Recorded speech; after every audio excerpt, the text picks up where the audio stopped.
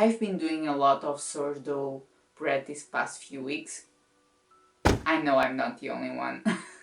And while I'm still very much a beginner, I thought that I would share with you a couple of things that I've learned throughout this journey, and hopefully they will be helpful for you when figuring out why your sourdough bread doesn't look as good as everyone else's.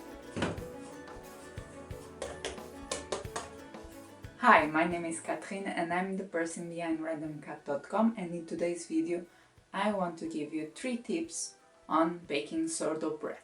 Feed your starter more often. 2 years ago I tried to make several times sourdough bread and it was honestly too sour. It was bearable, but almost not bearable, not good enough for me to repeat over and over again. Actually, one of the things that I love the most about sourdough was the discarded starter. So yes, I fed my starter to have more discarded starters. I came to understand that feeding my starter more often was the key to reduce the sourness of the loaf. Now I feed it 3 times in a single day before baking.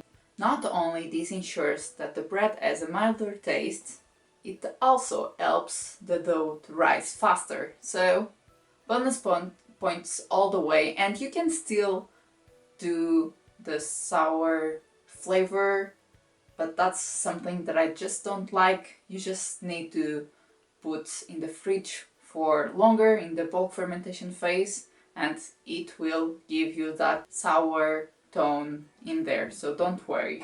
Temperature is an ingredient. I'm not sure why I didn't consider temperature as an important ingredient. Mainly because with regular yeast, temperature is there, but it's not a very important part. At least it will rise anyway.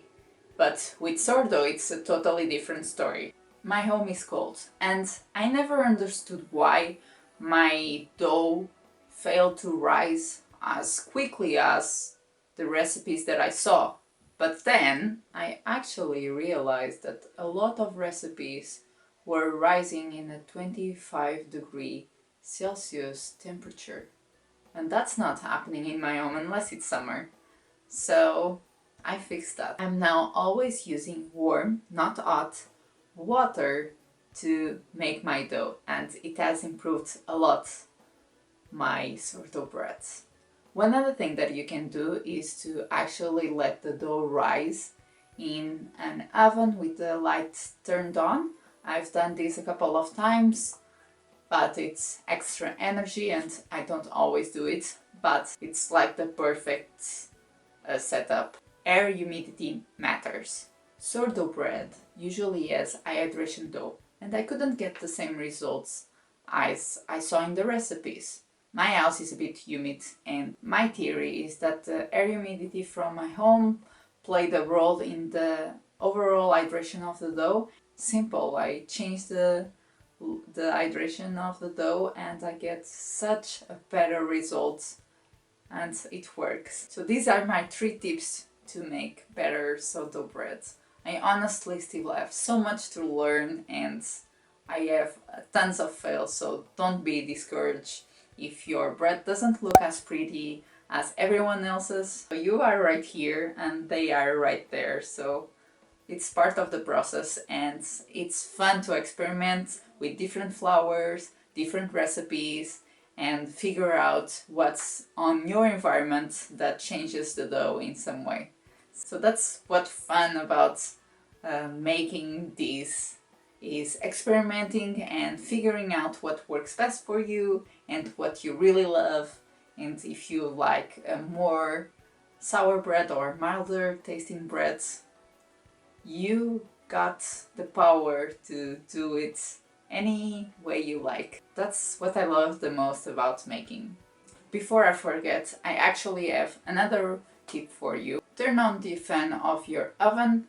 While I know that fans might not work the same way, I found it that using the fan of my oven actually raised the temperature of my own oven and it results in a better crust. So try it out, see if it works.